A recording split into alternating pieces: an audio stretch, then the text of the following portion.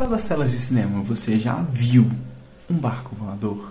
Isso mesmo, um barquinho que não está flutuando sobre as águas, mas sim voando pelos ares.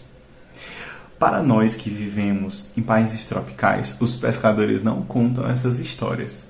Em países banhados por mares frios, essa é uma história comum entre os homens dos mares, tão famosa que inspirou desde contos medievais até sucessos do cinema. Um dos primeiros contos é o da Fada Morgana. Ela é a irmã mais velha do Rei Arthur. A fada conseguia distorcer objetos e fazer com que barcos aparentassem estar voando. Inclusive, o nome desse fenômeno físico é Fata Morgana, do italiano, em homenagem a essa história. Já no cinema podemos ver filmes como Peter Pan com barcos voadores por aí. Mas de onde vem essa inspiração? É pura imaginação ou o homem realmente viu um barco voador? Como você já deve estar palpitando com a minha dica de fenômeno físico, o homem realmente já viu um barco voador, embora ele não estivesse realmente voando. Mas não, ninguém quebrou as leis da física, pois toda a explicação para os barcos voadores fora das telas e dos contos é dada através de uma ilusão de ótica. Nesse caso, será a miragem. Assim como em desertos ou em pistas de asfaltos em dias quentes, podemos ver pequenas poças de águas um pouco à frente. Essas poças sempre estão à frente e nunca chegam, pois a miragem precisa de uma certa distância para ocorrer. Da mesma forma, em dias frios, normalmente de manhã logo cedo, a gente pode ver barcos voando ou coisas se distorcendo no horizonte, mas precisa estar bem frio mesmo.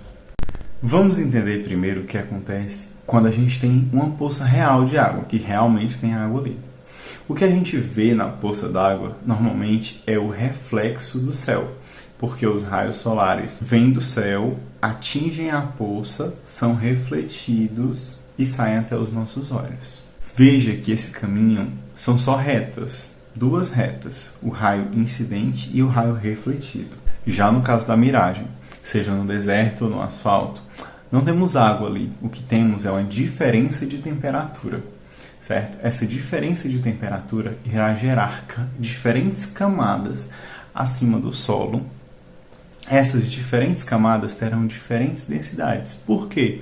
Porque o ar, ao elevar sua temperatura, vai expandir, diminuindo a sua densidade. Essa diferença de densidade causará diferentes índices de refração. Quando a luz passar nessas diferentes camadas com diferentes índices de refração, a luz irá percorrer um caminho curvo, porque a cada camada ela vai desviar seu caminho óptico por conta da refração. Quando ela atingir um ângulo limite de refração, ela irá sofrer reflexão total e depois continuar com mais refrações até chegar aos nossos olhos.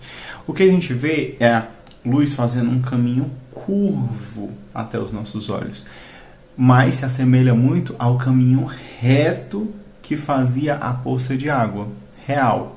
Por isso que a miragem vai parecer com essa poça de água, porque do mesmo modo a gente vai estar vendo a imagem do céu. Na miragem do navio flutuando, o que ocorre é o inverso. Precisamos ter temperaturas muito baixas para termos uma densidade alta na parte de baixo.